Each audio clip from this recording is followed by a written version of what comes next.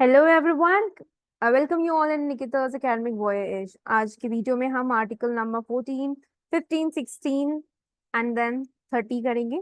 ठीक है। सो 14, 15, 16 एंड 30 आपके सिलेबस में मेंशन किया हुआ है कंटेम्प्रेरी इंडियन एजुकेशन में।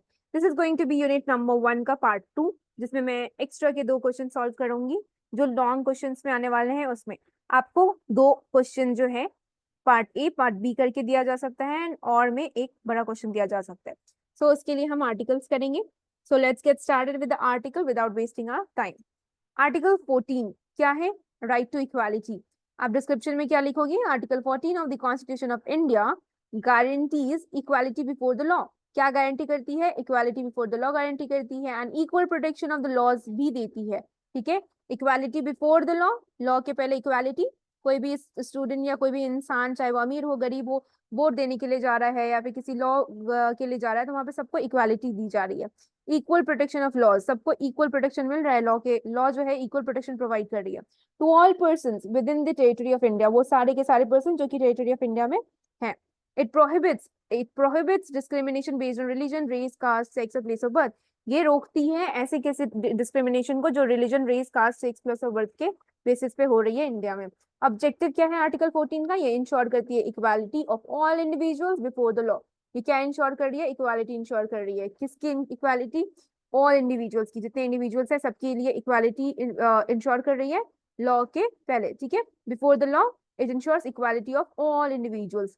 You can see here equality before the law and equal protection of laws. So number 2 objective is to prevent discrimination and promote fairness in governmental actions. जितने भी governmental actions होंगे उसमें आपको discrimination prevent किया जाएगा, आपको discriminate नहीं किया जाएगा एंड फेयरनेस प्रमोट करी जाएगी। Equal like equal protection, equality मिलनी जाएगी सबको। ठीक है। And third number is to promote to uphold the rule of law and ensure justice for all citizens. तो यहाँ पे अपहोल्ड किया जाएगा रूल ऑफ लॉ को एंड इंश्योर किया जाएगा कि सारे सिटीजन्स को जस्टिस प्रोवाइड की जाए। ठीक है। To eliminate unjust privileges and promote social justice. आप क्या कर रहे हो? एलिमिनेट कर रहे हो अनजस्ट प्रिविलेजेस को और प्रमोट क्या कर रहे हो? सोशल जस्टिस को। तो आपके ऑब्जेक्टिव्स क्या है आर्टिकल 14 में? Ensure equality of all individuals before the law and to prevent discrimination and promote fairness. Fairness promote करना, डिस्क्रिमिनेशन को प्रिवेंट करना। कब? कहाँ पे? गवर्नमेंटल एक्शंस के टाइम में। अपहोल्ड करना रूल ऑफ लॉ को एंड इंश्योर करना justice for all citizens. To eliminate unjust privileges. आप अनजस्ट प्रिविलेजेस को एलिमिनेट कर रहे हो, आप उसको इरेज कर रहे हो, इरेडिकेट कर रहे हो। और प्रमोट क्या कर रहे हो? सोशल जस्टिस प्रमोट कर रहे हो। अब फीचर्स में क्या लिखोगे आर्टिकल 14 में? मैं फिर से बता रही हूँ, आर्टिकल 14 क्या बात करती है? ये आपको प्रोवाइड करती है equality before the law and equal protection of the laws, ताकि सारे पर्सन को मिले within the territory of India. क्या प्रोहिबिट करती है? डिस्क्रिमिनेशन प्रोहिबिट करती है। किसके बेसिस पे? Religion, race, caste, sex, place of birth. Religion, race, caste, sex और प्लेस ऑफ बर्थ के बेसिस पे आपको डिस्क्रिमिनेट नहीं किया जाता है। Alright, so this is about article number 14। Now objectives में हमने देख लिया। Let's see features of article 14। तो फीचर्स में क्या लिखोगे आप? Same line, equality before the law ensures that everyone is subject to the same laws and legal procedures. Each and every subject means here people. ठीक है।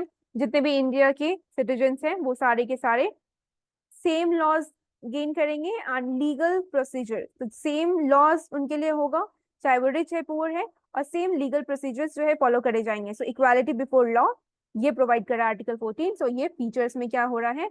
It ensures that everyone is subject to the same laws and legal procedures. Okay, that's it. ना equal protection of the laws, हमने देखा 2 चीज, equality before law and equal protection of law. Equal protection of laws prohibits arbitrary and discriminatory state actions. अब state अगर कोई discriminatory actions provide कर रही है marginalised group and any person के ऊपर, then it prohibits that arbitrary and discriminatory state actions. So equal protection of law. It applies to citizens as well as non-citizens within India. अब ये citizen के ऊपर भी अप्लाई होता है और नॉन सिटीजन्स के ऊपर भी अप्लाई होता है। ठीक है। तो आपके जो भी फॉरेनर्स आपके कंट्री में आएंगे उस पर भी अप्लाई किया जाएगा और जो सिटीजन्स ऑलरेडी इंडिया में है उस पर भी अप्लाई होता है आर्टिकल 14। ऑलराइट। सो अगर आपसे पूछा जाए कि मैं एक्स्ट्रा दे रही हूँ आपको इन्फॉर्मेशन, जैसे फॉर एग्जाम्पल सिर्फ सिटीजन ऑफ इंडिया के लिए कौन से राइट जो है अवेलेबल है, those are 15, 16, 19, 29 and 30. These rights are only for citizens of India. Okay, so 15, 16 and 19, 29 and 30. तो 30 क्या होता है आपका? 30 हो गया आपका. 29 and 30 is related to minorities. ठीक है. 19 हो गया right to speech and expression, assembly, movement, association, आपके रेसिडेंस से है, एंड देन ऑक्यूपेशन और प्रोफेशन. और आर्टिकल 16 जो है हम एम्प्लॉयमेंट के बारे में बात करते हैं 15 डिस्क्रिमिनेशन के बेसिस पे, जो हम अभी 15 और 16 देखेंगे एंड 30 भी देखेंगे. तो आपको ये भी आप अपने आंसर में लिख सकते हो अगर आपको 15, 16 या 30 में से कोई भी आए. So this right article 30 is just for the citizen of India, not for foreigners. 15 and 16 is also for just citizen of India, not for foreigners. Okay. And apart from that, there are many others which is applicable for both. For example, Article 14 applies to citizens as well as non-citizens with India. Allows for reasonable classifications. आप जो है reasonable classification gain करते हो यहाँ पे. Reasonable classification and differentiation under the law based on intelligible differentia. So it allows reasonable classifications or differentiation under the law based on intelligible differentia. Now, next is important points related to education. So what are the important points related to education and comes under Article 14? It ensures that educational opportunities are accessible to all without discrimination based on caste, religion, gender or socioeconomic status. अब यहाँ पे आप देखो cast हो गया, religion हो गया, उसके अलावा क्या है, जेंडर के बेसिस पे भी नहीं होना चाहिए, सोशियो इकोनॉमिक कंडीशन के भी बेसिस पे नहीं होना चाहिए. It supports affirmative actions, positive actions, policies जैसे reservation to ensure marginalized groups have equal access to education. This is also supported by Article 14. Okay, it supports affirmative actions, policies, because you are providing equal protection of laws and equality of equal protection of law and equal procedure law, equal procedure. Okay, so आप यहाँ पे देखो हमने क्या पढ़ा था कि it provides equality before the law, equality before the law and equal protection of laws. So equality before the law and equal protection of the laws. So third number is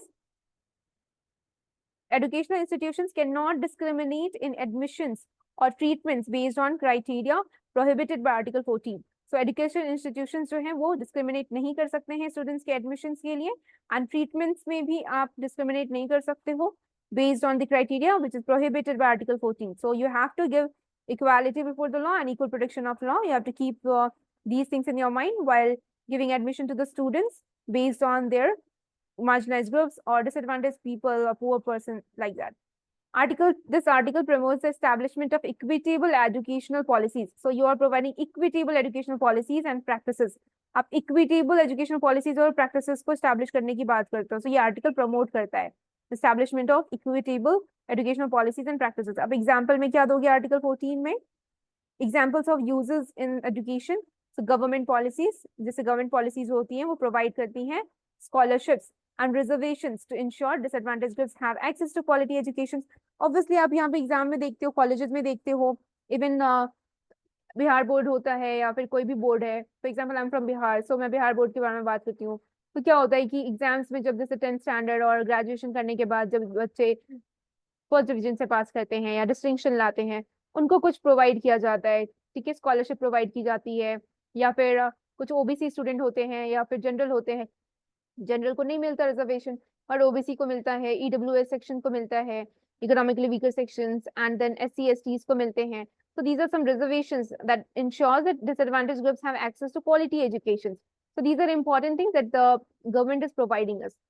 Court rulings ensure that educational institutions cannot deny admission based on discriminatory groups or grounds. Same चीज example में भी है. यहाँ पे court की जो ruling होती है, कोर्ट की जो हियरिंग्स होती है, वो भी इंश्योर करती है कि आप एजुकेशनल इंस्टीट्यूशंस पे ध्यान रखें that they are not going to deny admissions to the students based on their discriminatory grounds or based on marginalized sections of the society or minorities and etc.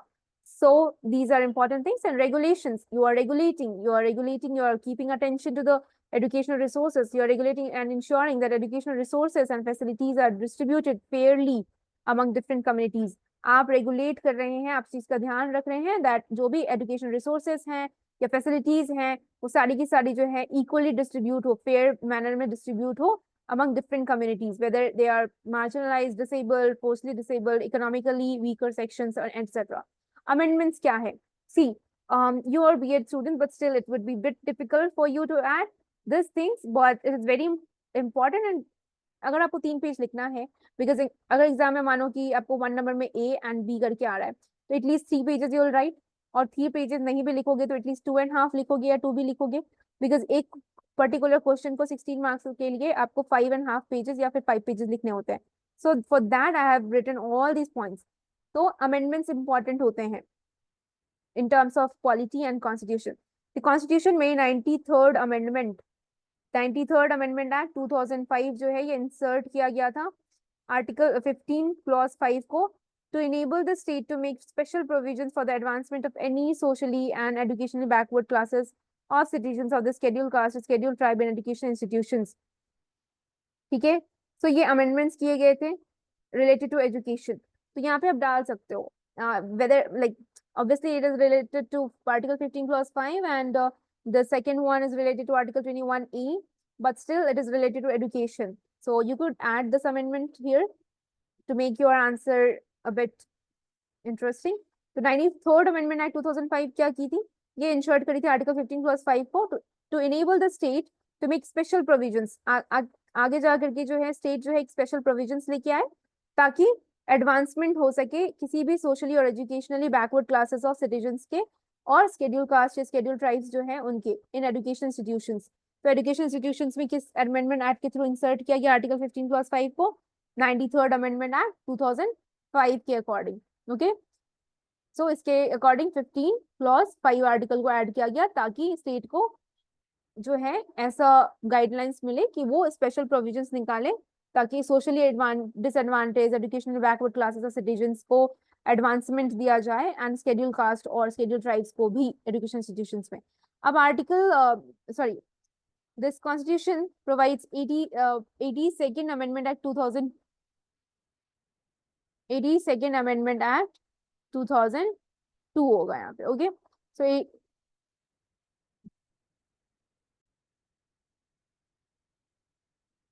I am really sorry, यहाँ पे 82nd amendment act 2000 नहीं होगा, यहाँ पे 86th amendment act 2002 होगा. ठीक है, सो corrected 86th amendment act 2002 जो है ये इंसर्ट किया गया है, इससे इंसर्ट किया गया है आर्टिकल 21A को ताकि आप free and compulsory education provide कर सको as a fundamental right for children between 6 to 14 years. Okay, so the constitution according to 86th amendment act 2002 के अकॉर्डिंग आर्टिकल 21A डाला गया है to make sure to make free and compulsory education as a fundamental rights for children between 6 to 14 years. Okay, अब यहाँ पे मुझे एक और पॉइंट ऐड करना है because we are talking about articles. तो जो ये 86th Amendment Act 2002 है, let me write it here. So you see 86th Amendment Act 2002 ये क्या क्या प्रोवाइड कर रही है हमें, इसके अकॉर्डिंग हमें आर्टिकल 21A दिया गया जिसमें हम बात करते हैं free and compulsory education between 6 to 14 years of age, and apart from that we have article 45. ठीक है, article 45 provisions of early childhood care and education to children below the age of 6 years. so यहाँ पे article 45 में below the age of 6 years है. ठीक है, इनको मिलता है क्या मिलता है, चाइल्डहुड केयर मिलता है और एजुकेशन मिलता है below 6 years चिल्ड्रन को.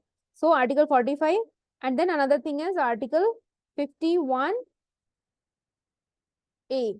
51A के अंदर 51 क्या है आपका, फंडामेंटल ड्यूटीज है, और इस फंडामेंटल ड्यूटीज में 51 के ए के जो है इसके अंदर सब पार्ट, इससे हमें पेरेंट्स और guardians shall provide opportunities for education to children between 6 to 14 years.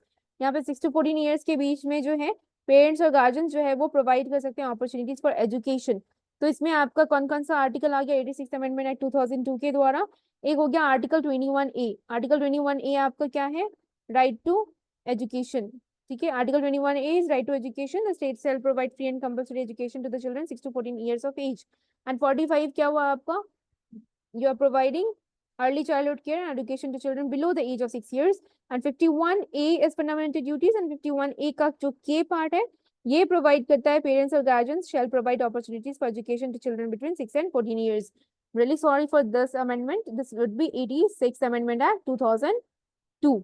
ठीक है, this is about amendments. and let's come to the judgment and policies. so अगर आपको लिखना है तो आप लिख सकते हो, and if you don't want then also you cannot. so देखो मंडल कमीशन केस आया था जो कि Indira Sahni versus Union of India के थ्रू 1992 में लाया गया था। तो ये मंडल केस कमीशन है Indira Sahni versus Union of India 1992 के द्वारा। इसमें सुप्रीम कोर्ट ने अपहेल्ड किया था that reservation for socially and educationally backward classes in education institutions while limiting reservations to 50%।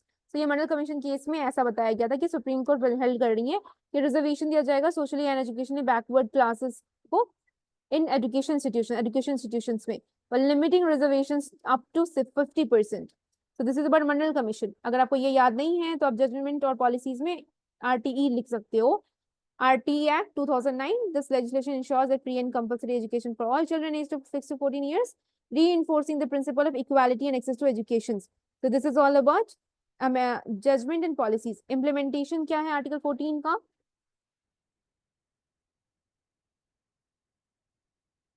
Educational institutions are required to adhere to non-discriminatory admission. Okay, so educational institutions are required. Education institution required की जाती है to adhere to non-discriminatory admission policies and provide equal opportunity to all students. आप क्या कर रहे हो? Education institutions required करा रहे हो ताकि non-discriminatory admission भी provide की जा सके। आप discriminate नहीं करोगे, admission में deny नहीं करोगे, equal opportunities provide करोगे to all students apart from their background. So government initiatives ensure marginalized groups have access to educational resources and opportunities. बहुत easy कि government के initiatives आए हैं जो कि ensure करती है कि marginalized group जो है उनको access मिलेगी education resources के लिए and opportunities related to education. Policies are monitored and enforced to uphold the right to equality in education. तो policies जो है वो monitor की जाती है और enforce की जाती है ताकि right to equality जो है वो provide कर दिया सके education में. Okay, बिकॉज हमने देखा राइट टू इक्वालिटी के अंदर 14 to 18 आर्टिकल आते हैं। तो राइट टू इक्वालिटी में आर्टिकल 14 बात करती है equality before law and equal protection of law के बारे में। तो this is about article 14। Conclusion में आप कंक्लूड करोगे that in conclusion article 14 of the Indian Constitution stands as a cornerstone of the fundamental right to equality.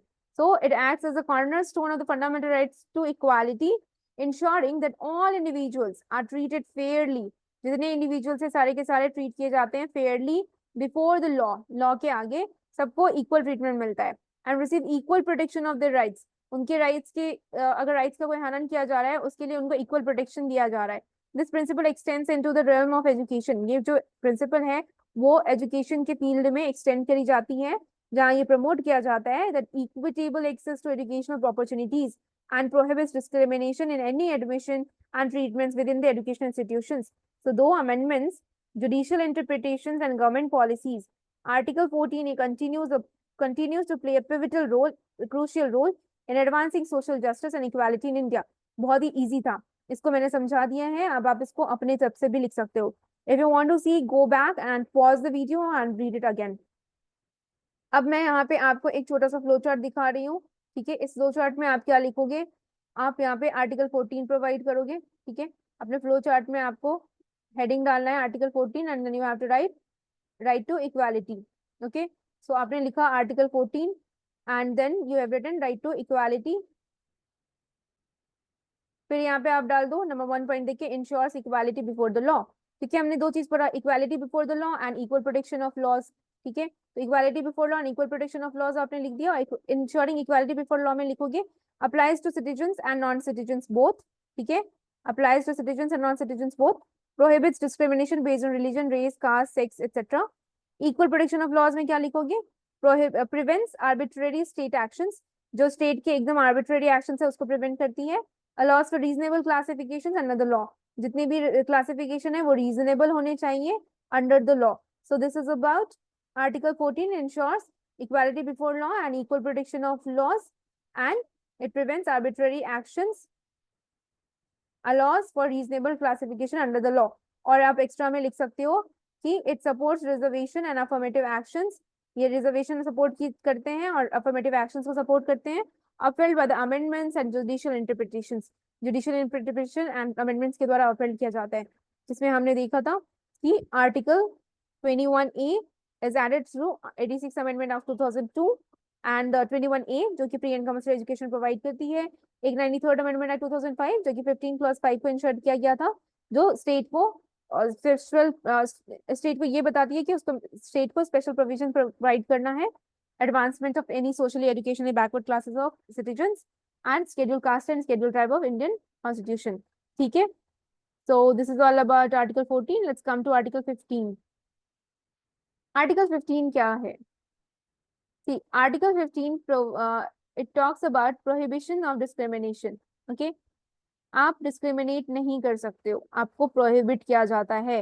You cannot discriminate any student or any citizen of India based on their religion, race, caste, sex, place of birth. Okay, so now see, Article 15 of the Constitution of India prohibits discrimination against any citizen on grounds only of, see, यहाँ पे एक बहुत important सा line है, only of religion, race, caste, sex, place of birth or any of them. So Article 15 क्या provide करती है? Indian constitution of India क्या प्रोवाइड करती है? It prohibits discrimination against any citizen. किसी भी सिटीजन के अगेंस्ट आप जो है डिस्क्रिमिनेशन नहीं कर सकते हो। किस बेसिस पे नहीं कर सकते हो? Grounds only on religion, race, caste, sex, place of birth or any of them. Religion, race, caste, sex or place of birth. Religion, race, caste, sex or place of birth. ठीक है, 1 2 3 4 5। So religion, race, caste, place, sex, place of birth. It extends this prohibition of education to educational institutions funded or recognized by state. So ये extend कर दी जाती है prohibition to educational institutions funded or recognized by states. या तो वो funded education institution हो या फिर उसको state recognize करी हो तो, ठीक है, ये दोनों पे लागू होता है। ऑब्जेक्टिव्स में आप क्या दोगे आर्टिकल 15 में? ये एलिमिनेट करती है डिस्क्रिमिनेशन को। Article 15 eliminates eradicate discrimination based on certain characteristics. वो कैरेक्टरिस्टिक्स क्या है? Religion, race, caste, sex, gender etcetera. Equality promote करती है, equality of opportunities in public spheres including education. Public sphere में आपको इक्वालिटी ऑफ अपॉर्चुनिटी प्रमोट किया जाता है इंक्लूडिंग एजुकेशन के को इंक्लूड करके। इंश्योर करती है that access to educational institutions, आपको एजुकेशनल इंस्टीट्यूशंस को करने में एक्सेस प्रोवाइड किया जाएगा, इज नॉट डिनाइड और रिस्ट्रिक्टेड ऑन डिस्क्रिमिनेटरी ग्राउंड्स। आपको डिनाई नहीं किया जाएगा, ना ही रेस्ट्रिक्ट किया जाएगा डिस्क्रिमिनेटरी ग्राउंड्स के ऊपर। तो foster a society free from socially inequalities and prejudices. तो foster a society free from socially inequalities and prejudices, ऐसी सोसाइटी फोस्टर करना जो सोशल इनइक्वालिटीज से पड़े हो और प्रेजुडिसेस से भी पड़े हो, ठीक है, उनकी थिंकिंग थोड़ी जो है अपग्रेडेड हो, ब्रॉड हो। फीचर्स क्या प्रोवाइड कर रहे हैं आर्टिकल 15? आर्टिकल 15 के फीचर्स हैं that it prohibits discrimination by the state as well as the private education institutions. ना तो स्टेट जो है डिस्क्रिमिनेट कर सकती है, ना ही प्राइवेट एजुकेशन इंस्टीट्यूशंस डिस्क्रिमिनेट कर सकते हैं, and they receive aid from the states. Okay, so prohibits discrimination by the state as well as private education institutions receiving aid from the state. Now it allows affirmative actions, measures to uplift socially and educationally backward classes. आप क्या provide कर रहे हो? Allow कर रहे हो affirmative actions. You are providing positive actions which measures up to uplift socially and educationally backward classes. आप क्या कर रहे हो? मेजर कर रहे हो ताकि आप uplift करो socially और educationally backward classes को। And then you are ensuring equal access to educational opportunities. What do you want? You want to ensure that you are providing equal access to educational opportunities without discrimination. आप ये ensure कर रहे हो क्या आप जो है एक्सेस प्रोवाइड कर रहे हो एजुकेशनल अपॉर्चुनिटी से रिलेटेड बिना डिस्क्रिमिनेशन के। आप डिस्क्रिमिनेट भी नहीं कर रहे हो बट आप at the same time equal access provide कर रहे हो एजुकेशनल अपॉर्चुनिटीज से रिलेटेड। आप होल्ड कर रहे हो principle of non discrimination in public services. You are upholding the principle of non discrimination where in public services and access to public places. Okay, so these are few of the features of Article 15. Now come to important points related to education on behalf of Article 15. So Article 15 ensures that education institutions cannot discriminate in admission, treatments, access based on prohibited grounds. अब आपको लग रहा होगा same चीज repeat हो रही है। अब आपको 3 पेज में आंसर लिखना है, 2.5 पेज में आंसर लिखना है। आप क्या लिखोगे? कुछ ना कुछ तो आपको लिखना ही है ना। So you have to make sure that at least you write in a way कि आपके सारे पॉइंट्स कवर भी हों, आपको याद भी हो जाए, और अगर वो रिपीट भी हो रहे हैं तो with the uses of different words you are repeating. For example, discriminate in admissions, treatments, okay, access based on prohibited grounds. So these are some important things that Article 15 ensures that education institutions cannot discriminate in admissions, treatments, access based on the prohibited grounds. Supports reservations, reservation support करती है Article 15, and other affirmative actions, positive actions भी, and measures to promote the educational interest of the socially and educationally backward classes. जो भी socially educationally backward classes है उनकी जो interest है उसके basis पे जो है पॉजिटिव एक्शंस लाती हैं एंड मेजर करती हैं to promote their interest. Okay, Now next thing is,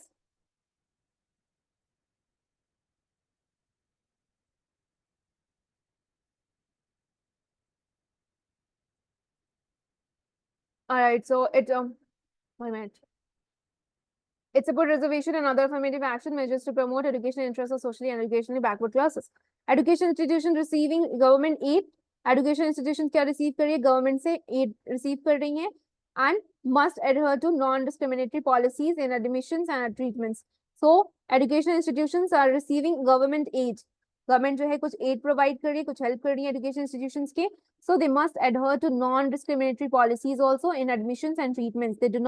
They should not discriminate, they should not deny admissions, and they should keep the better treatment according to the gender or class or minorities or marginalized groups. So this article 15 promotes inclusive educational policies and practices. So article 15 promoting inclusive educational policies and practices, okay? Holistic educational policies and practices. Examples क्या दे सकते हो education के use में article 15 के द्वारा? Legal challenges है, ठीक है? So legal challenges क्या ensure कर रही है that education institutions do not impose discriminatory practices. आप ये ध्यान रख रहे हो कि आपको legal challenges मिल रहे हैं examples में. So that legal challenges ensuring that the education institutions do not impose discriminatory practices in admissions or fees based on caste, religion or gender. Government policies providing scholarships. So government की जो policies है वो क्या provide कर रही है? Scholarships provide कर रही है, reservations provide कर रही है. Why? To ensure equitable access to education for marginalized communities. So government policies providing scholarships and reservations to ensure equitable access to education for marginalized communities. Court rulings mandating non-discriminatory practices. Court की जो rulings है वो क्या कर रही है? They mandate non-discriminatory practices in education institutions receiving government funding or recognition. So court ruling mandate कर दे रहे that non-discriminatory practices in education institution receive government funding or recognition. So government जो है funding भेजेंगी and recognize करेंगी. So that education institutions they are going to receive government funding and recognition. So this was done by court rulings which mandated non-discriminatory practices in education institutions. Now examples of uses in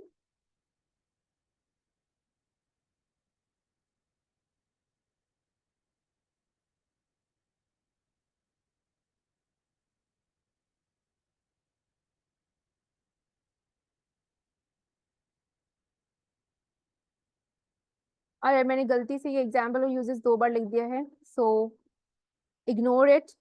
alright, we'll ignore this part. Now let's come to amendment.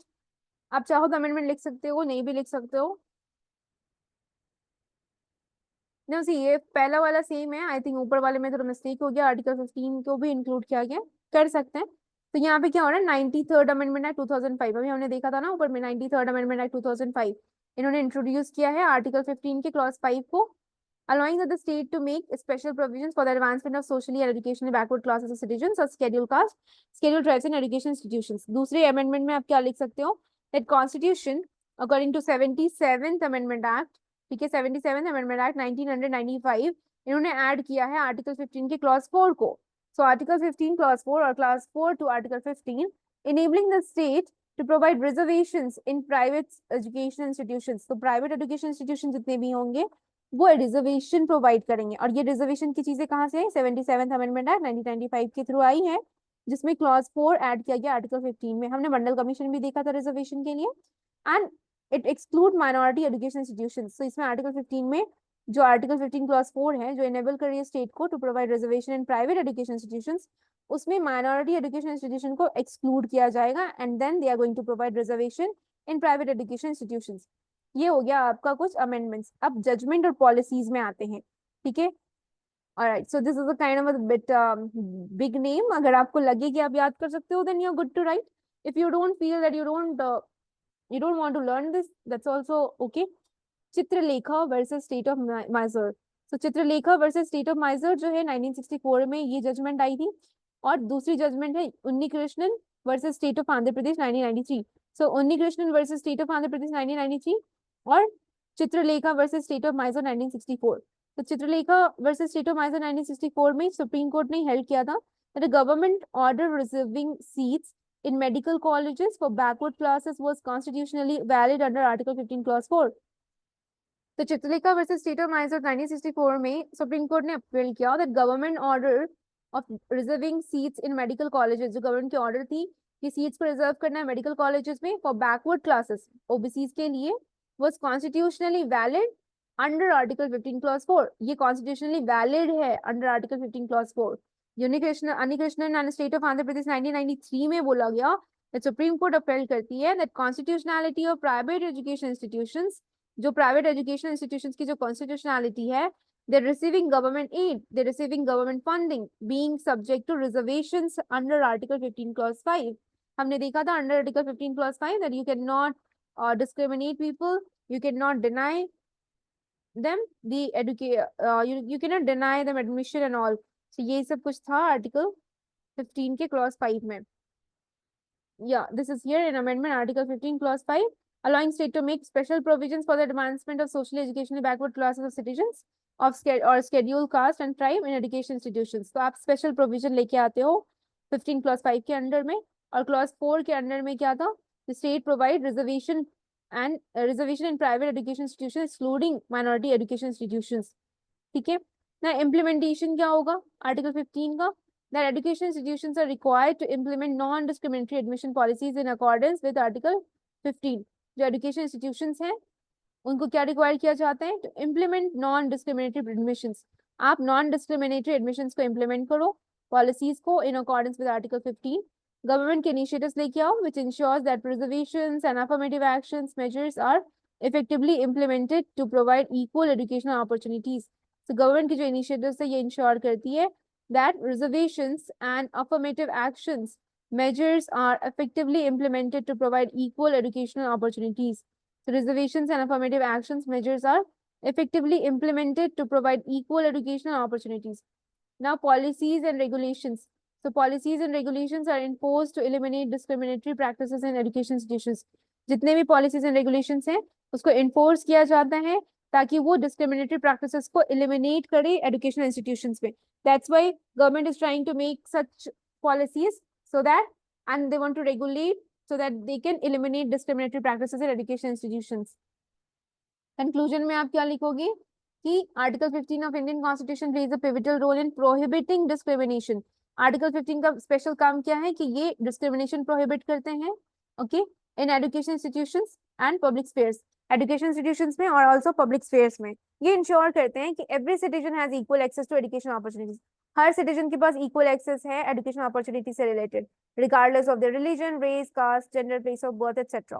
दो amendments, through amendments, जितने amendments हमने देखे, judicial interpretations जितने हमने देखे, और government policies, article 15 जो है वो कंटिन्यू करती है to uphold the principles of equality and social justice in the realm of education, contributing to a more inclusive and equitable society. आप प्रोवाइड करना चाहते हो इंक्लूसिव एंड इक्विटेबल सोसाइटी को, आप इंक्लूसिव ग्रोथ को प्रोवाइड करना चाहते हो with the help of education. तो एजुकेशन सबको मिलेगा तभी इंडिया की जो है ग्रोथ होगी. I now next come to the next. Okay, there is one diagram, so you could write article 15 prohibition of discrimination. ठीक है, इसमें आप कैसे लिखोगे, it prohibits discrimination on grounds of religion, race, caste, sex, place of birth, etc. It applies to state and state funds institutes. आप किसको provide कर रहे हो, स्टेट को प्रोवाइड कर रहे हो, एंड स्टेट फंडेड इंस्टीट्यूट्स, जितने भी इंस्टीट्यूट्स हैं जिसको स्टेट फंड कर रही है या फिर स्टेट के इंस्टीट्यूट्स हैं उनको, उन पे अप्लाई होता है. Prevents discrimination in public spheres, जितने भी डिस्क्रिमिनेशन पब्लिक स्पेयर्स पे हो रहे हैं उनको प्रिवेंट करने की काम की जाती है, वहां पे डिस्क्रिमिनेशन नहीं होना चाहिए पब्लिक स्पेयर्स में, इंक्लूडिंग एजुकेशन. ठीक है, आप यहाँ पे एजुकेशन को इंक्लूड कर रहे हो और पब्लिक स्पेयर्स जितने भी हैं वहाँ पे डिस्क्रिमिनेशन नहीं होना चाहिए. Allows for affirmative action measures, इसमें पॉजिटिव एक्शन मेजर्स लिया जाता है. Enables reservations for socially and educationally backward classes, तो जितने भी सोशली एजुकेशनली बैकवर्ड क्लासेस हैं उनको रिजर्वेशंस प्रोवाइड करी जाती है. तो ये अफर्मेटिव एक्शंस है जो आर्टिकल 15 के द्वारा लिया जा रहा है. Upheld by the amendments and judicial decisions, ये किसके द्वारा अपहेल्ड किया जाता है, अमेंडमेंट्स और जुडिशियल डिसीजंस के द्वारा अपहेल्ड किया जाता है. Okay, so this is about the diagram of Article 15. Let's come to the Article 16. So now I'll read Article 16 and 16 and 30 because now I guess that आपको समझ में आ रहा है. आप पॉज कर सकते हो वीडियो को and then you can read it and you can understand and proceed further. Let me dictate the answers for you. Article 16. Basically it is related to equality of opportunities in matters of public employment. आपको जो public में job मिल रहा है तो उसके matter में आपको equal opportunities provide होने चाहिए। So again article 16 of Indian constitution guarantees equality of opportunity in matters of public employment. It prohibits discrimination against any citizen or grounds on grounds of religion, race, caste, sex, decent descent, place of birth, residence, or any of them in regard to employment under state. So see, what are the grounds? 15 में क्या था? Only on grounds. 15 में only on grounds था, और यहाँ पे article 16 में देखो prohibits discrimination against any citizen, किसी भी citizen के against on grounds of religion, race, caste, sex, descent, place of birth, residence, or any of them in regard to employment under the state. Again, I'm repeating, on grounds of religion, race, caste, sex, descent, place of birth, residence, or any of them in regard to employment under the state. Article 16 की बात हो रही है, equality of opportunity in matters of public employment. Okay. Now next is objectives. What are the objectives of Article 16? So keep it in your mind. Article 16 के objectives ensures equality and equality of opportunities in public employment. क्या ensure कर रहे हैं? Equality of opportunities in public employment. To prevent discrimination based on certain characteristics such as race, religion, caste, gender, etc. in recruitment and conditions of employment. To promote meritocracy. Meritocracy promote करना, fair competition promote करना public employment में. To eliminate social and economic inequalities, जितने भी inequalities are related to socio-economic inequalities in access to public employment. So these are some objectives of Article 16. Now, what are the features of Article 16? Let's come to the features of Article 16. So, in features of Article 16, we are going to write that it prohibits discrimination by state in matters of public employment. So, prohibits discrimination by the state. जो state है वो discrimination नहीं करेगी, तो ये prohibit करती है, लगाम लगाती है स्टेट के डिस्क्रिमिनेशन पे in matters of employment. allows affirmative actions measures such as reservations for socially and educationally backward classes. तो यहाँ पे क्या हो रहा है? अफर्मेटिव एक्शन लाया जा रहा है, यहाँ मेजर किया जाता है reservation for social education backward classes के ऊपर, इंश्योर किया जाता है equal opportunities in recruitment, promotions and transfers पे. So it ensures equal opportunities in recruitment, promotions and transfer. जो भी आपकी रिक्रूटमेंट होगी, प्रमोशंस होंगे, ट्रांसफर्स होंगे, उसमें इक्वल अपॉर्चुनिटी प्रोवाइड किया जाएगा. रीजनेबल एक्सेप्शंस प्रोवाइड किए जाते हैं and classifications in public employment based on qualifications and experience. So you are providing reasonable exceptions and classifications in public employment based on qualifications and experience. किसके ऊपर based है? Qualifications और experience के ऊपर. Now important points related to education. आप education से related क्या important points लिख सकते हो? 16 क्या ensure करती है? Recruitment. That recruitment to education institutions under the state is based on merit and without discrimination. अब आपको जॉब मिल रहा है, आपके मेरिट के ऊपर मिले ज्यादा बेटर है. अब कोई जो है ब्राइब लेके करते हैं या करप्शन के थ्रू करते हैं, that is not good. So it ensures that recruitment to education institutions under the state is based on merit and without discrimination. Discriminate करके ना हो और मेरिट के बेसिस पे हो. ठीक है. Next is it suppose reservations. ये क्या सपोर्ट करती हैं? रिजर्वेशन सपोर्ट करती हैं एंड कोटास सपोर्ट करती हैं इन education institutions for disadvantage groups. ठीक है. इन एजुकेशन इंस्टीट्यूशन में किसके लिए? डिसएडवांटेज ग्रुप्स के लिए. क्यों करती हैं? To ensure equitable access to employment opportunities, ताकि आपको इक्विटेबल एक्सेस प्रोवाइड किया जाए एम्प्लॉयमेंट अपॉर्चुनिटीज में. ओके. एंड एजुकेशनल क्वालिफिकेशंस देखती हैं and eligibility criteria also. So you are seeing educational qualifications and eligibility criteria किसके लिए? फॉर पब्लिक एम्प्लॉयमेंट के लिए. Must be fair and non discriminatory. ऐसा होना चाहिए जो फेयर हो, फेयर एंड जस्टिस हो, नॉन डिस्क्रिमिनेटरी हो. So educational qualifications and eligibility criteria for public employment must be fair and non-discriminatory. This Article 16 promotes inclusive policies in educational and public sectors. तो यहाँ पे सिंपल से पढ़ना है. आप किसके बारे में बात कर रहे हो? एम्प्लॉयमेंट के बारे में बात कर रहे हो. तो यहाँ पे इंश्योर किया जाता है recruitment to education institution under the state is based on merit पे हो और विदाउट डिस्क्रिमिनेशन हो. रिजर्वेशन और कोटास प्रोवाइड किया जाए एजुकेशन इंस्टीट्यूशंस में, उसको सपोर्ट भी करती है article 16. But for disadvantage groups के लिए to ensure equitable access provide हो टू एम्प्लॉयमेंट अपॉर्चुनिटीज. क्वालिफिकेशंस देखा जाता है, आपकी एजुकेशन क्वालिफिकेशंस क्या है, आपके एलिजिबिलिटी क्राइटेरिया आपको फुलफिल कर रहे हो या नहीं कर रहे हो for public employment. But it should be fair and non discriminatory. Article जो ये भी प्रमोट करती है कि आप इंक्लूसिव पॉलिसीज लेकर के आओ जो आपको डिस्क्रिमिनेशन नहीं दे, सबको इक्वल अपॉर्चुनिटीज प्रोवाइड कराए एंड एजुकेशन में और पब्लिक सेक्टर्स में. ठीक है. Now come to the examples of use in education. So what are the examples of Article 16 in education?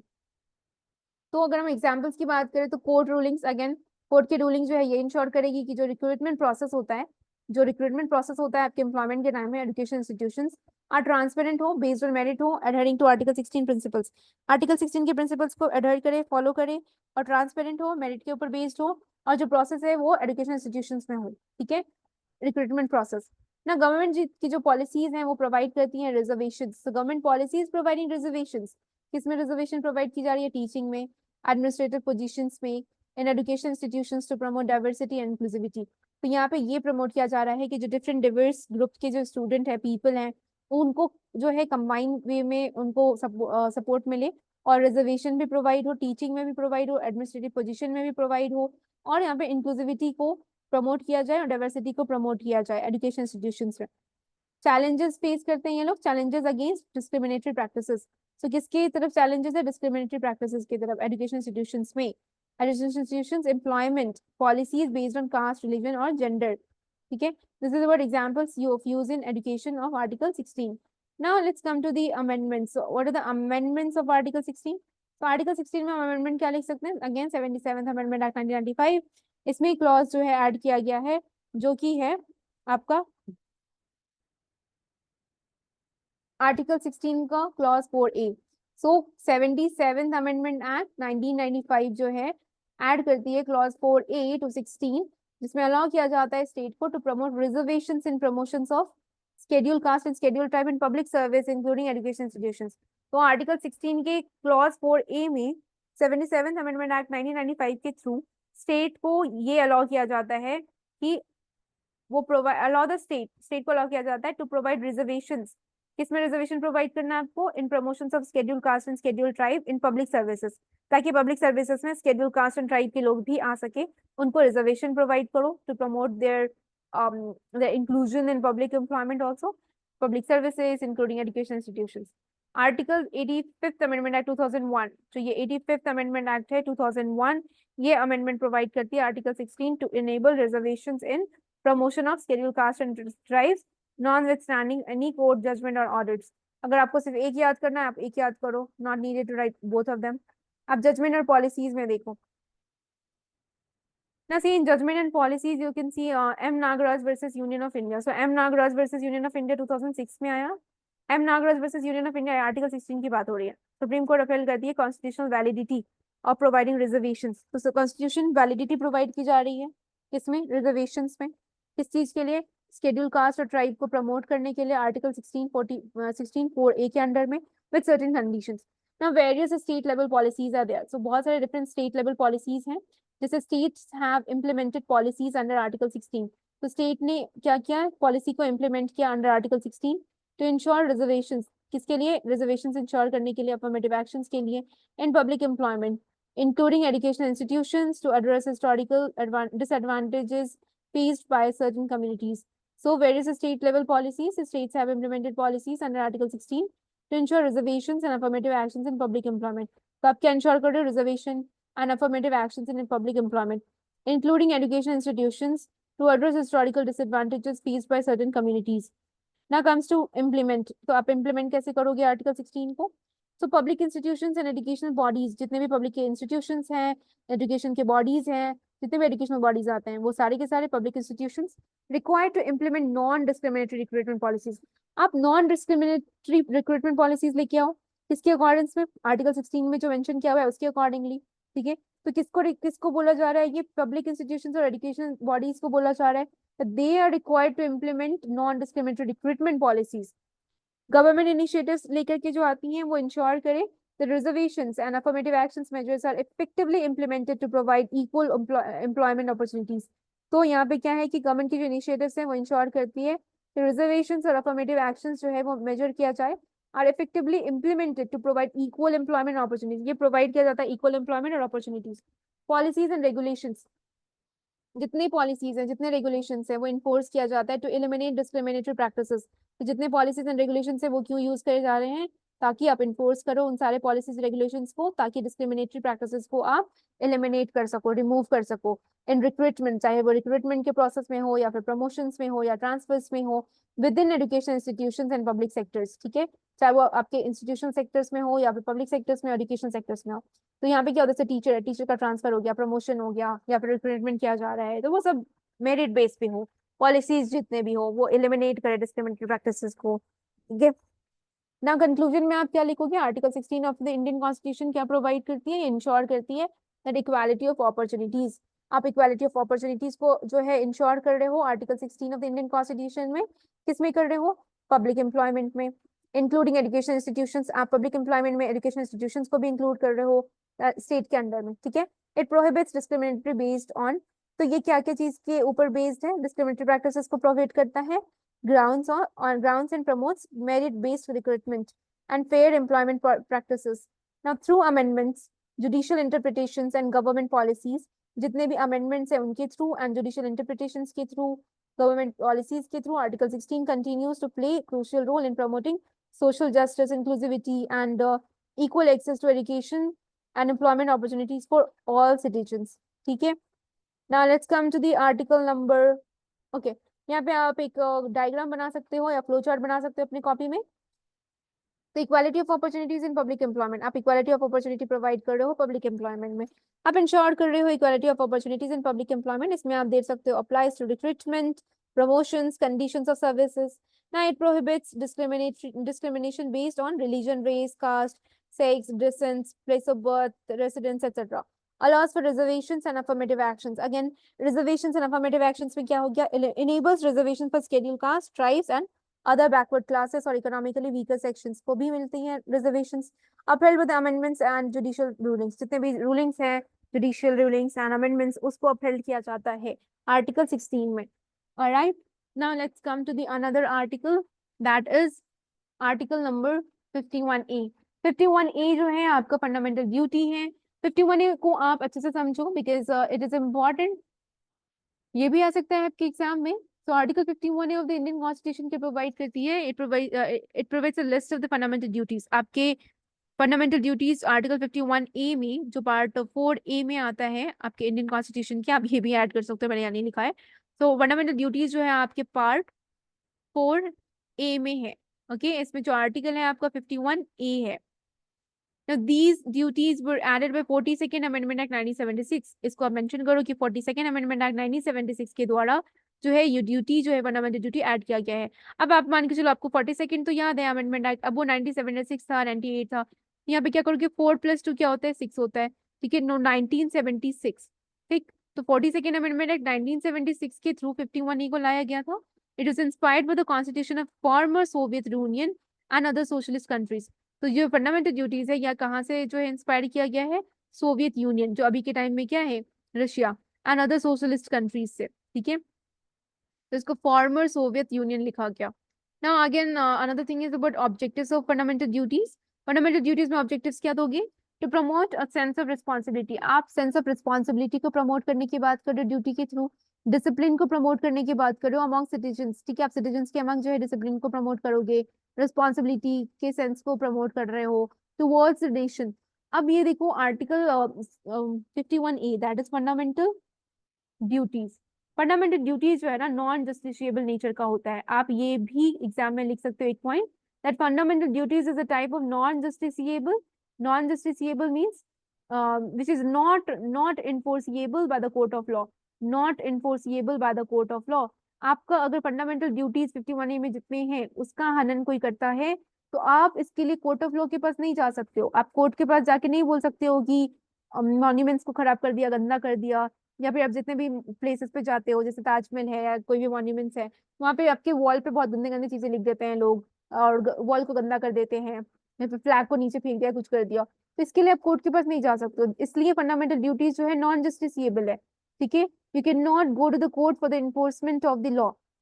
Alright, now objective is to promote a sense of responsibility and discipline among citizens towards the nation, to uphold and protect sovereignty, unity, integrity of India।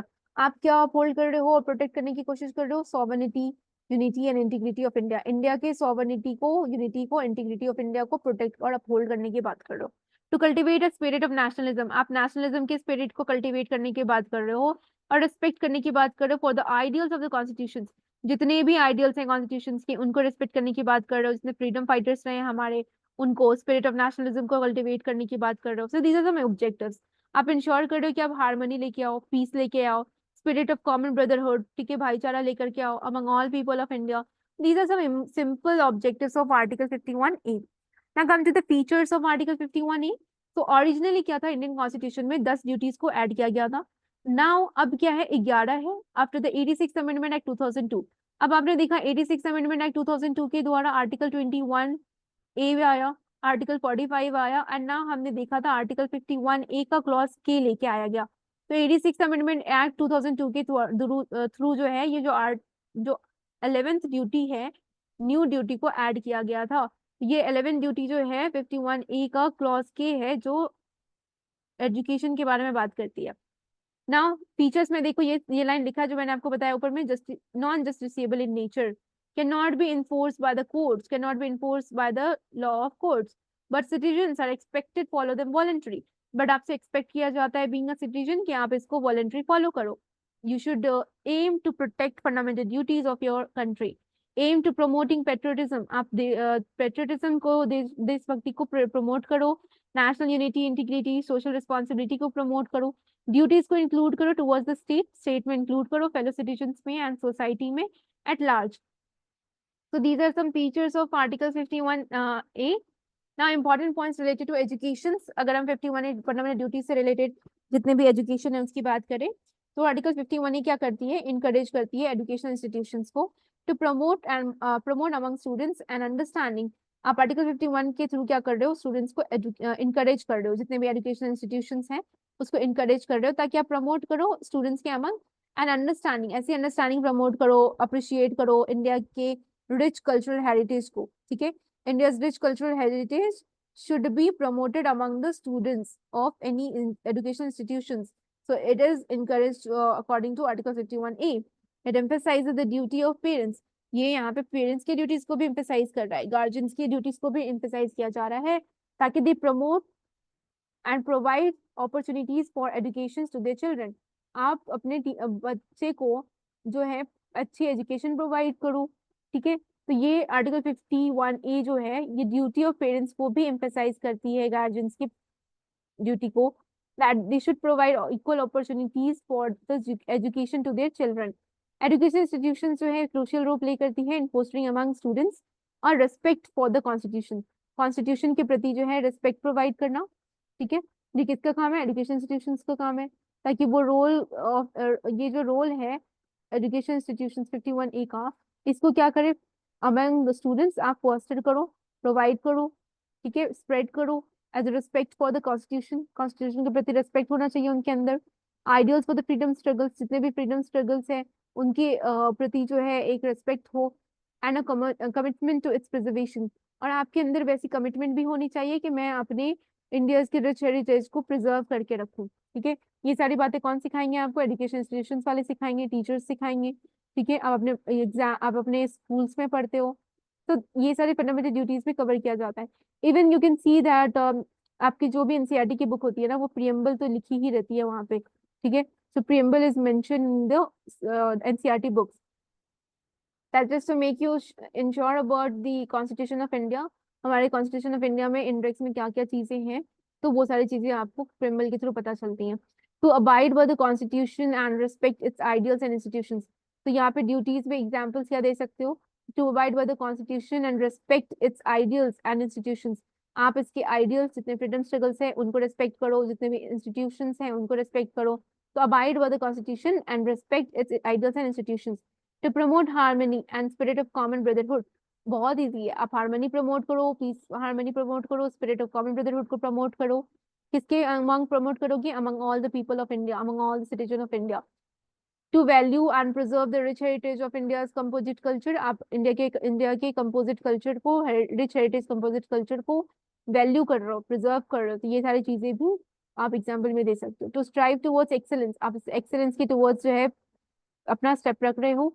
In all spheres of individuals and collective activity, जितने भी spheres हैं individuals की और जितने भी collective activities हैं उसके अंदर जो है आप क्या कर रहे हो, स्ट्राइव कर रहे हो टुवर्ड्स एक्सेलेंस. ठीक है, now next is amendments related to article 51A. जैसे 42nd अमेंडमेंट एक्ट 1976 मैंने अभी आपको बताया था, ये इंट्रोड्यूस किया गया था फंडामेंटल ड्यूटीज. 86 अमेंडमेंट एक्ट 2002 जो है वो ऐड किया था एक न्यू ड्यूटी को, टू पेरेंट्स और guardians provide opportunities for education to their children age 6 to 14 years. आप यहाँ पे आर्टिकल 51A क्लॉज के लिख सकते हो, इसके अंदर ही 86 अमेंडमेंट एक्ट 2002 के थ्रू लाया गया है। इम्प्लीमेंटेशन एंड पॉलिसीज की बात करें तो आर्टिकल 51A के अंदर जितने इम्प्लीमेंटेशन एंड पॉलिसीज लाए गए हैं वो क्या क्या है। वेरियस एजुकेशनल प्रोग्राम लेके आया गया, तो वेरियस एजुकेशनल प्रोग्राम्स में आपके कौन कौन से प्रोग्राम आ गए।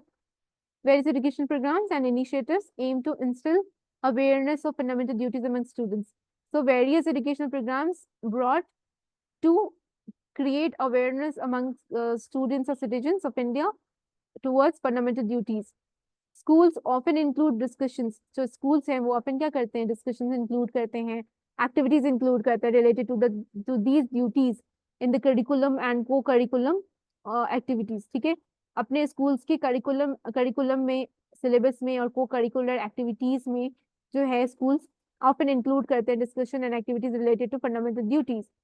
ना गवर्नमेंट क्या करती है, प्रमोट करती है अवेयरनेस कैंपेन्स को, तो जितने भी अवेयरनेस कैंपेन्स है वो लेके आए जाते हैं, it is promoted by government so that to remind citizens of their responsibilities towards the nation and society।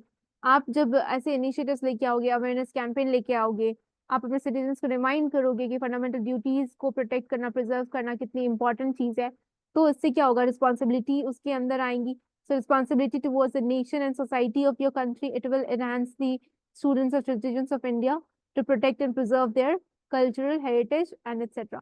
अब यहाँ पे देखो, आप यहाँ पे ये डायग्राम बना सकते हो फंडामेंटल ड्यूटीज से रिलेटेड। इसमें टोटल आई थिंक 11 लिखे गए हैं, तो इसमें क्या लिखोगे, फंडामेंटल ड्यूटीज। ठीक है, फंडामेंटल ड्यूटीज लिख करके आप क्या लिखोगे, इंडियन कॉन्स्टिट्यूशन। इंडियन कॉन्स्टिट्यूशन में आपका ये हो गया आर्टिकल 51A। अब आप एक पेज जो है इस फंडामेंटल ड्यूटीज से ही भर सकते हो। ठीक है, तो पहला हो गया आपका abide by the constitution, respect the national flag and anthem. ठीक है, abide by the constitution, respect the national flag and anthem. यहाँ पे क्या कर रहे हो आप, नेशनल फ्लैग और एंथम को रेस्पेक्ट करने की बात करो। To cherish and follow the national ideals, आप नेशनल आइडियल्स जो इतने भी हैं उसको आप क्या करो, चेरिश और फॉलो करने की बात करो। To protect and uphold the sovereignty, unity and integrity. To defend the country, आप डिफेंड कंट्री के डिफेंड करने की बात करो। To promote harmony and spirit of brotherhood. To value and preserve rich heritage. To protect the natural environment, natural environment को भी protect करने की बात की जा रही है, प्रोटेक्ट करने की बात की जा रही है। ठीक है, आप सिर्फ प्रोटेक्ट कर सकते हो। To provide opportunities and education, आप क्या करोगे, अपॉर्चुनिटी और एजुकेशन प्रोवाइड करोगे। ये आर्टिकल 51A क्लॉज के हेल्प से आया गया है। 86 अमेंडमेंट एक्ट 2002 के थ्रू लाया गया था ये। ठीक है, so that parents and guardians to provide opportunities to the children and education. To strive towards excellence, आप एक्सीलेंस के टुवर्ड्स जो है स्ट्राइव करते हो। To save the public property, you are talking about to save the public property. To develop the scientific temper and humanism, आप scientific temper and humanism को promote करने की बात करते हो। तो क्या हो गया, abide by the constitution, respect the national flag and anthem.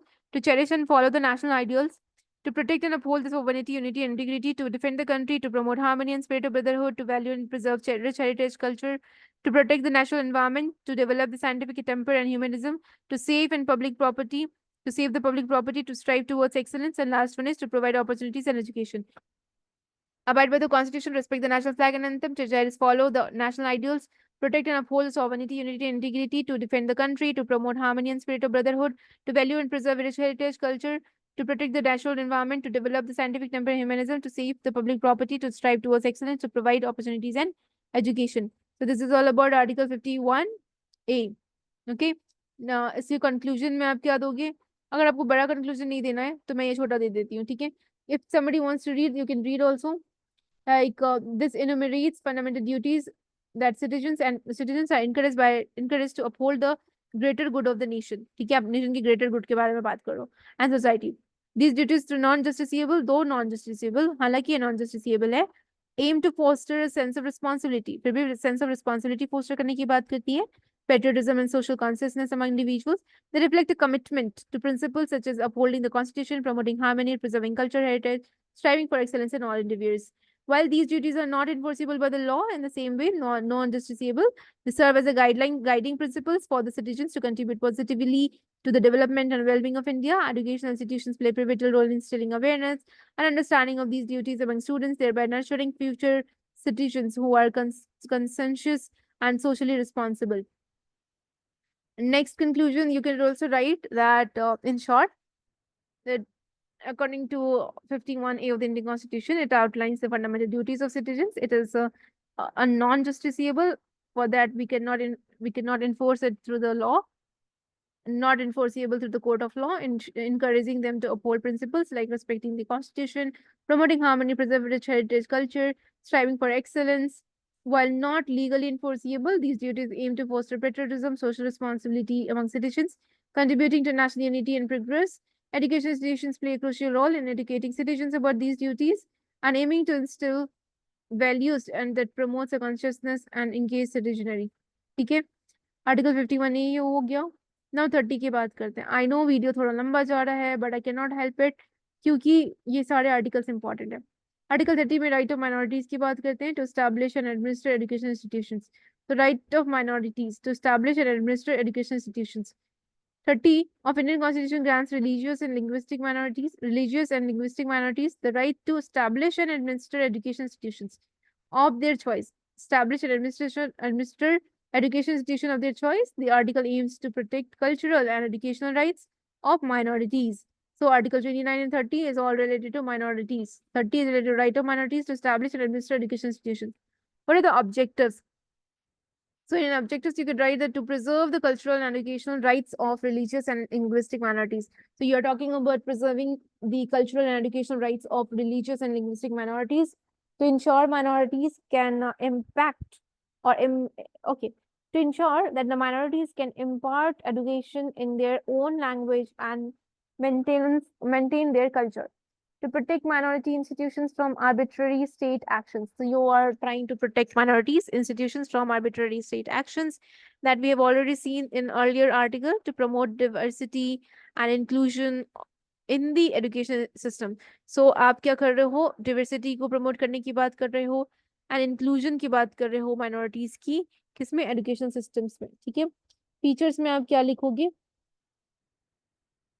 You could write about the features like it grants minorities the right to establish and administer education institutions. It grants minorities in the right to establish and administer educational institutions and to protect against discrimination in receiving aid from the state. So to protect against discrimination in receiving aid from state, ensure autonomy in the administration of minority institutions. Autonomy ensure karna, administration of minority institutions, promote karna linguistic and cultural diversity ko. So these are some features. Important points related to education. Education में क्या क्या important points? Minority institutions can preserve and promote their unique cultural and linguistic heritage. So minority institutions can preserve and promote their unique cultural and linguistic heritage, ensure that the state aid to education institutions does not discriminate against minority institutions. So it ensures that the state aid to education institutions does not discriminate against minority institutions.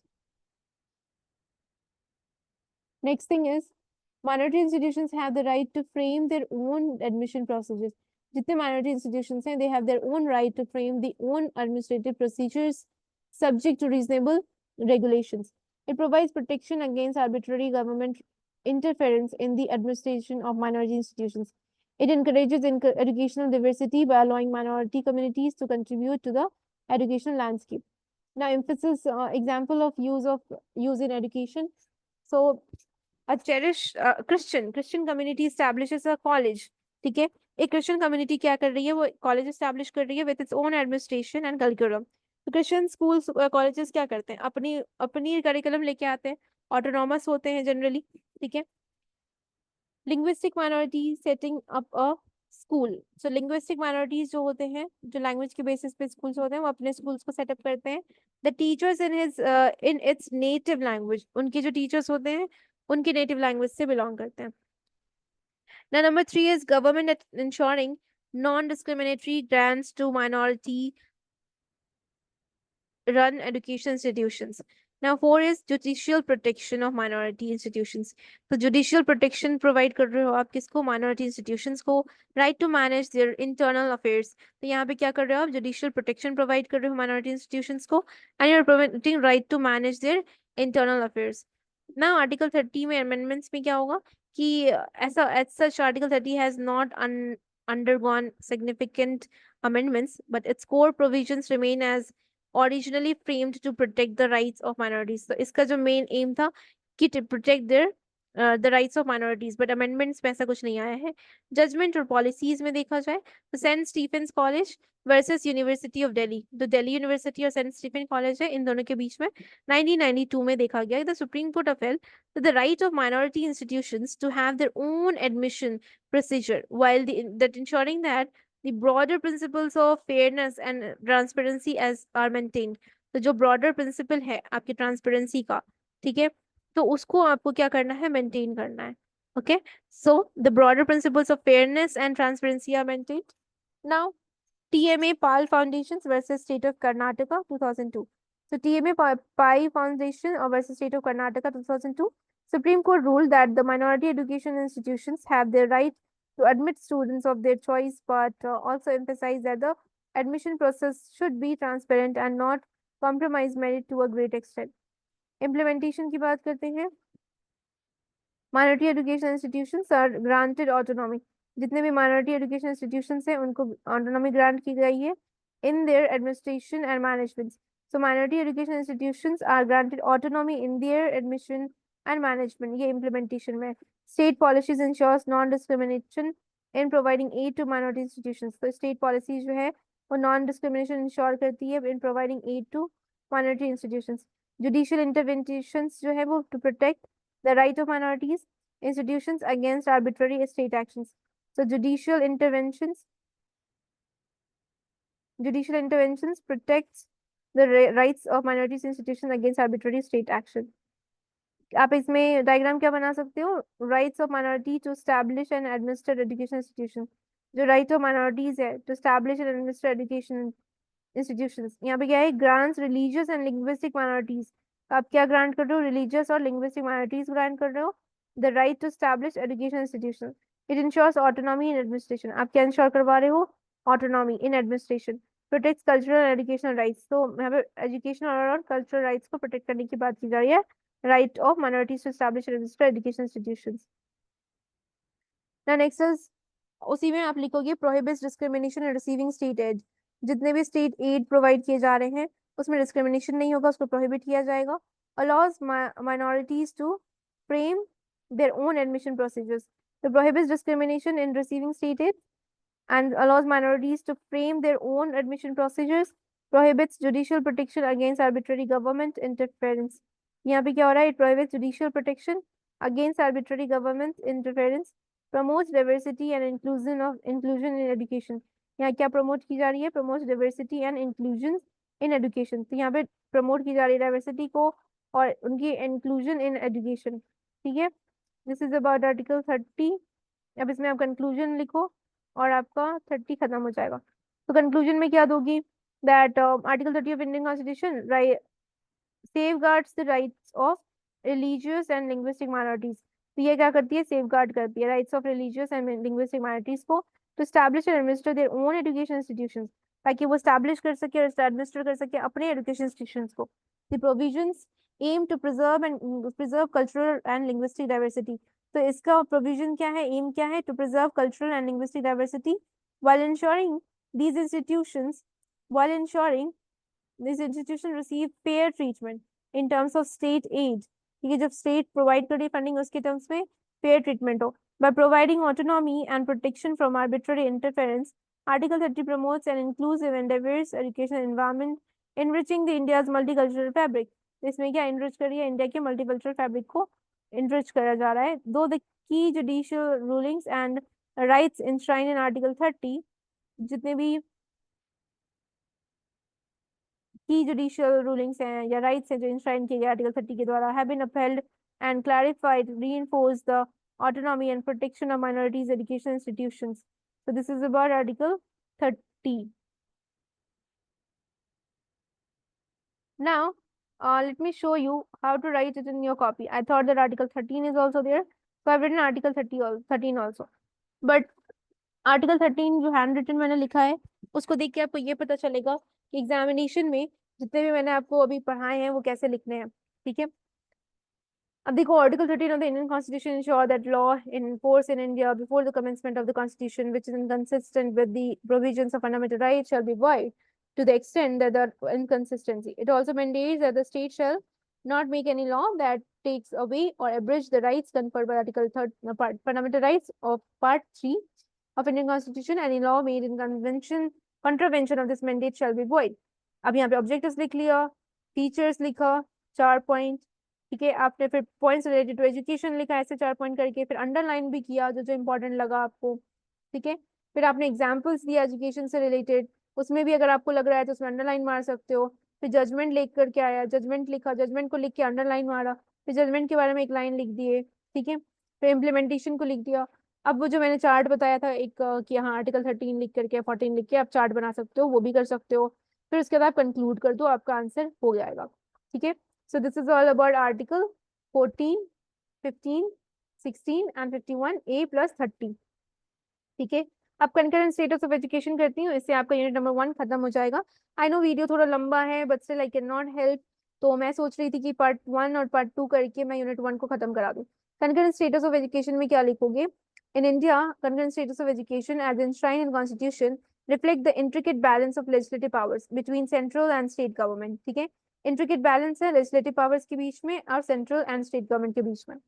So this allocation of authority over education to both levels of governance implies an exact approach to policy making and implementation.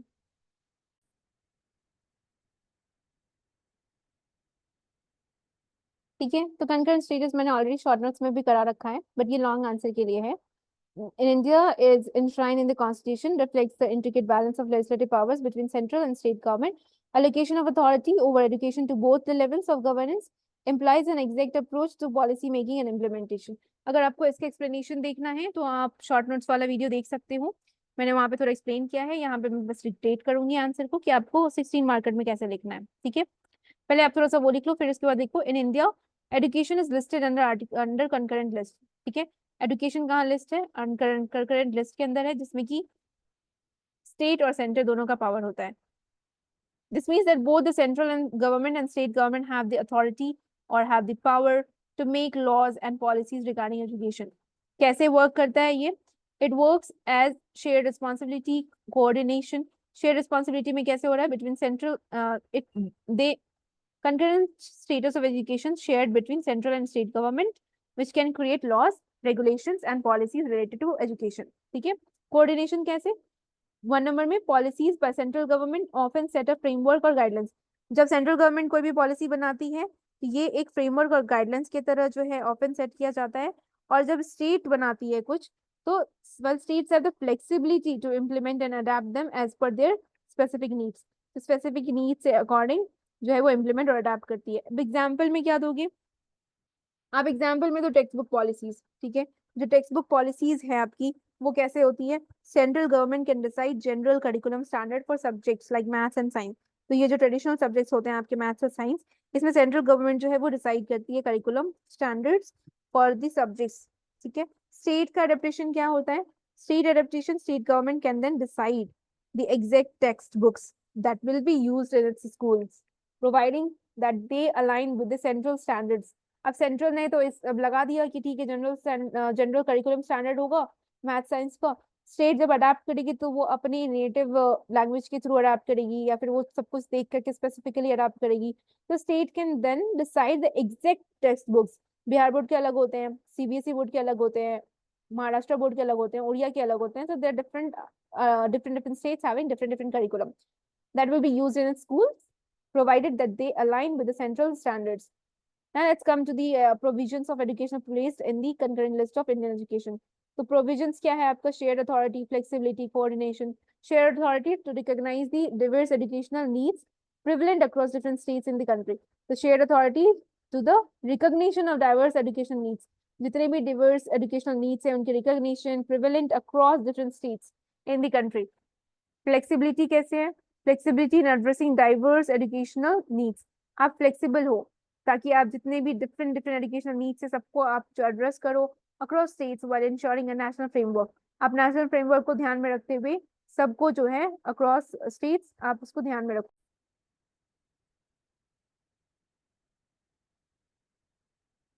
Now flexibility in addressing diverse educational needs across states while ensuring a national framework। Cooperation किसके बीच में? Obviously central state के बीच में। Central state authorities for effective policy implementation, ताकि policy जो है वो effective हो, and development of the nation. Now, implications of education being on the list. So, implication of education, आप education के implementation की बात कर रहे हो, being on this list. तो policy variation होगा, coordination challenges आएंगे, national unity. So, these are some implication of education being on the list. Next, आप क्या लिख सकते हो? Education and concurrent list. तो जो concurrent list है उसमें education को provide किया गया है. So, it is for the improvement in standards of education. Education के standard को improve करना.